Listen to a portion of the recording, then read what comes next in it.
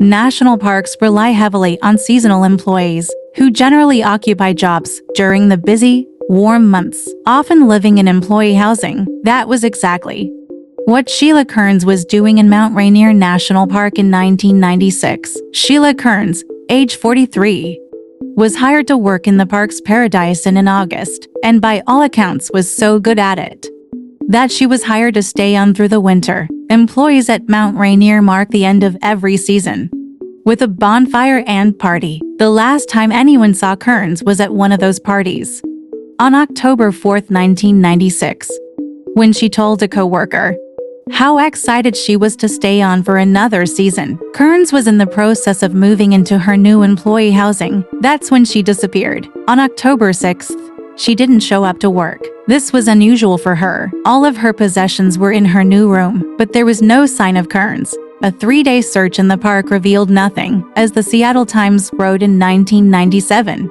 Park officials at first believed Kerns might have become lost on a trail, but later said she might have been abducted. Winters are rough in Mount Rainier, and within weeks of the search, snow set in. 7 months later, in May 1997, after the spring thaw, a volunteer who was setting up a navigation course for park rangers found skeletal remains at the community building in the old Longmire campground, about a mile from the inn. The remains were scattered around a 300-yard area.